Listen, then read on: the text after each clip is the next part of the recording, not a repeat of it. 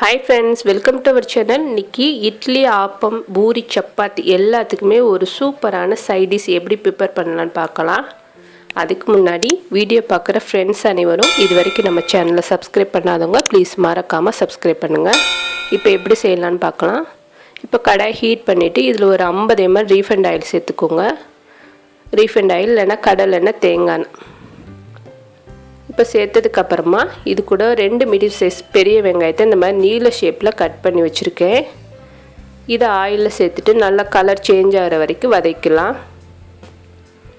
நம்ம எப்போவுமே சாம்பார் சட்னி வச்சு சாப்பிடுவோம். ஒரு தடவை இந்த மாதிரி செஞ்சு சாப்பிட்டு பாருங்கள், டேஸ்ட்டு சூப்பராகவே இருக்கும். இப்போ வதங்கினதுக்கப்புறமா இது கூட 1 டீஸ்பூன் இஞ்சி பூண்டு பேஸ்ட்டு சேர்த்துக்கோங்க.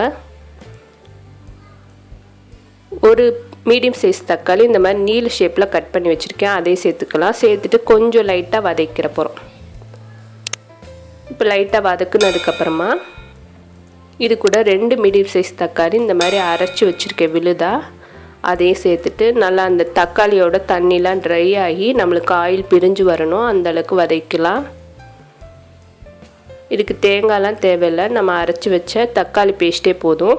இப்போ வதங்கினதுக்கப்புறமா இது கூட 1/4 டீஸ்பூன் மஞ்சள்தூள் சேர்த்துக்கோங்க.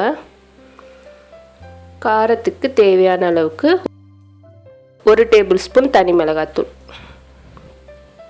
இப்போ சேர்த்ததுக்கப்புறமா நல்லா அந்த ஆயிலே 2 நிமிஷம் வதக்கலாம். இது கூட தேவையான அளவுக்கு தண்ணி சேர்த்துக்கோங்க. ஃபஸ்ட்டு ஒரு கப் மட்டும் சேர்த்துட்டு ஒரு 5 நிமிஷம் கொதிக்க வச்சுக்கலாம்.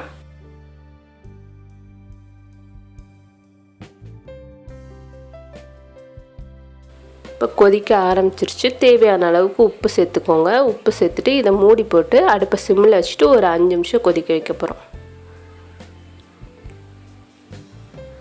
நம்மளோட வீடியோ ஃபர்ஸ்ட் டைம் பார்க்குறீங்கன்னா நம்ம சேனலுக்கு மறக்காமல் சப்ஸ்கிரைப் பண்ணுங்கள். இன்றைக்கி நம்ம சென்னாவை யூஸ் பண்ணி தான் இந்த கறி செய்ய போகிறோம். இதுக்கு 1 கப் சென்னாவை ஒரு 8 மணி நேரம் ஊற வச்சுட்டு ஒரு விசில் வரைக்கும் வேக வச்சு எடுத்து வச்சுருக்கேன். இது பார்த்திங்கன்னா லைட்டாக நசுங்குற அளவுக்கு வேக வச்சுக்கோங்க. இதை ஒரு மிக்ஸி ஜாரில் சேர்த்துட்டு இந்த மாதிரி குருணை பதத்துக்கு அரைச்சிக்கோங்க. நம்ம நைஸாக அரைக்கக்கூடாது, ஓரளவுக்கு குருணை பதமாக இருக்கணும். அந்தளவுக்கு அரைச்சிட்டு சேர்த்திங்கன்னா உங்களுக்கு கறி நல்லா டேஸ்ட்டாக கிடைக்கும். இப்போ ஒரு 5 நிமிஷம் நல்லா கொதிச்சிருச்சு. இது கூட நம்ம அரைச்சி வச்ச சுண்டல் பேஸ்ட்டை சேர்த்துக்கலாம். இப்போ அரைச்சி வச்சது எல்லாத்தையும் சேர்த்துட்டு நல்லா அந்த கட்டிலாம் இல்லாமல் நல்லா அந்த மசாலாவோட மிக்ஸ் பண்ணிக்கோங்க. நல்லா கலந்து விட்டுங்க. இது வேக வேக நல்லா திக்காகும். இப்போ நல்லா திக்காக வந்துடுச்சு. இது கூட நம்ம சுண்டல் வேக வச்ச தண்ணி தனியாக எடுத்து வச்சுருந்தேன், அதையும் சேர்த்துக்கலாம். இந்த கறிக்கு கொஞ்சம் தண்ணி எக்ஸ்ட்ரா தேவைப்படும். நம்மளுக்கு கொதிச்சு வரும்போது நல்லா திக்காக கிடைக்கும், அதனால் கொஞ்சம் தண்ணி அதிகமாக வச்சுக்கோங்க. இப்போ நல்லா கலந்து கொதிக்க ஆரம்பிச்சிருச்சு. இது கூட 1 டீஸ்பூன் கரம் மசாலா தூள் சேர்த்துக்கலாம். சேர்த்துட்டு நல்லா மிக்ஸ் பண்ணிவிட்டு இதை திருப்பி ஒரு 10 நிமிஷம் கொதிக்க வைக்க போகிறோம். நல்லா அந்த இது கொதித்து ஆயிலெலாம் பிரிஞ்சு வரணும், அந்தளவுக்கு கொதிக்க வச்சுக்கோங்க. அப்போ தான் டேஸ்ட்டு நல்லாயிருக்கும். இப்போ பார்த்திங்கன்னா சூப்பராக ஆயிலெலாம் பிரிஞ்சு நம்மளுக்கு ரெடி ஆயிடுச்சு சென்னா கறி. இது நல்லா சூடாக இட்லியோடு வச்சு சாப்பிட்டு பாருங்கள், டேஸ்ட்டு டிஃப்ரெண்ட்டாக சூப்பராகவே இருக்கும். இது கூட கொஞ்சம் கொத்தமல்லி சேர்த்துட்டு இதை இறக்கி வச்சிடலாம். அவ்வளோதான், நம்மளோட கறி ரெடி ஆயிடுச்சு.